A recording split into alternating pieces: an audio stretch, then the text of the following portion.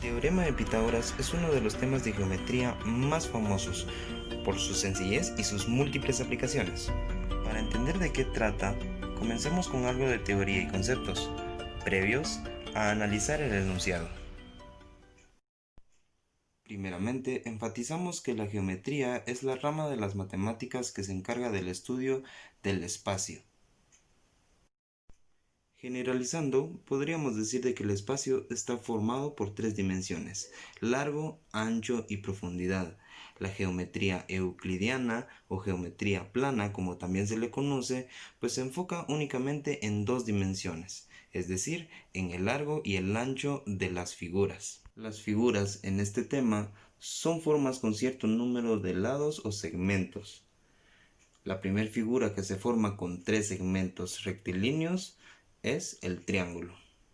Los triángulos son figuras que se pueden clasificar de acuerdo a sus lados y sus ángulos internos. En este tema únicamente nos enfocamos en un tipo de triángulo, pero para entender a cuál nos referimos debemos entender qué significa ángulo recto. Pues únicamente nos referimos a este ángulo cuando se trata de la cuarta parte de los 360 grados que se forman en una circunferencia completa, es decir, a los 90 grados. Entonces, cuando nos referimos a un triángulo rectángulo, nos referimos específicamente a un triángulo que en alguno de sus vértices ubicamos un ángulo de 90 grados. Los lados o segmentos que forman a un triángulo rectángulo son nombrados con nombres específicos. Los nombres a utilizar son cateto e hipotenusa. Se tendrán dos catetos en un triángulo rectángulo y la hipotenusa respectiva. Nombraremos catetos a aquellos segmentos o lados del triángulo que formen el ángulo de 90 grados. La hipotenusa entonces será aquel lado opuesto al ángulo de 90 o que simplemente no es ninguno de los dos catetos. Tiene la característica de ser el lado más largo de los tres que forman al triángulo rectángulo. Cabe destacar entonces que el teorema de Pitágoras habla directamente de este tipo de triángulos y que la posición del triángulo no importa directamente. Más bien, lo más importante es la ubicación del ángulo de 90 grados. Con toda la información anterior ya podemos ir directamente a lo que dice el enunciado. La suma de los cuadrados de los catetos de un triángulo rectángulo es equivalente al cuadrado de la hipotenusa.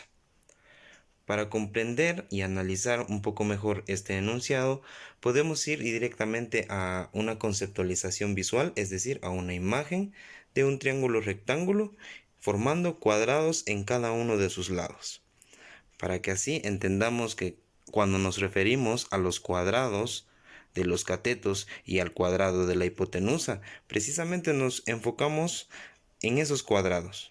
Nos referimos a esos cuadrados formados en cada uno de sus lados. Si nosotros analizamos e imaginamos que segmentamos a los dos cuadrados que están formados por los catetos y los juntamos y unimos, terminaríamos formando al cuadrado de la hipotenusa que se ve en la imagen.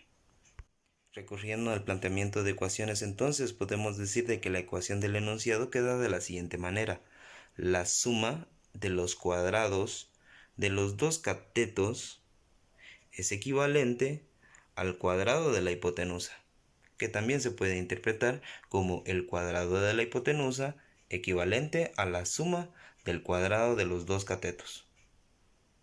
Vamos ahora con algunas aplicaciones. Se nos plantea resolver un problema, un ejercicio como este, en el que nos proporcionan un par de datos y nos presentan una incógnita.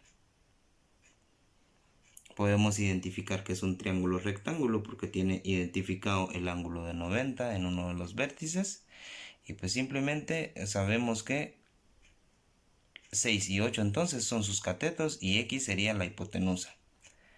Utilizando la fórmula o la ecuación que representa al enunciado, podemos entonces realizar las sustituciones respectivas, sabiendo que x es la hipotenusa y 6 y 8 son los catetos.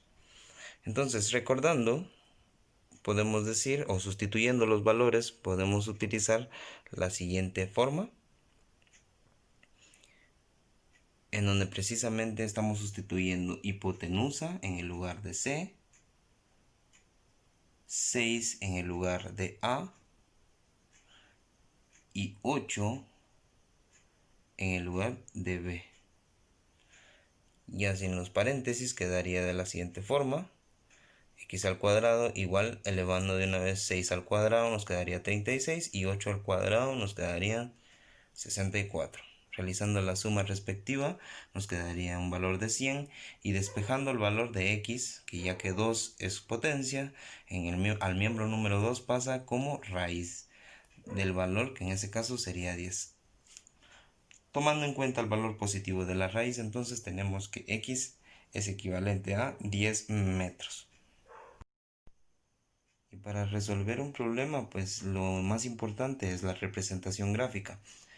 Primero se realiza el análisis del enunciado, que dice: la diagonal de un rectángulo mide 13 centímetros y uno de sus lados mide 12 centímetros. Determina el valor del otro lado.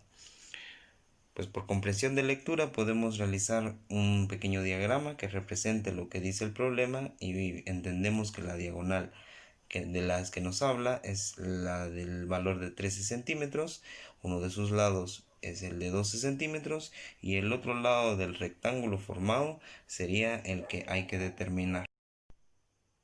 Realizando las sustituciones respectivas nos quedaría de la siguiente manera: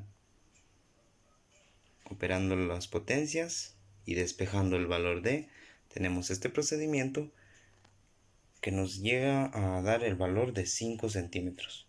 Respondiendo a la pregunta del enunciado del problema inicial, podemos decir que el lado D entonces mide 5 centímetros.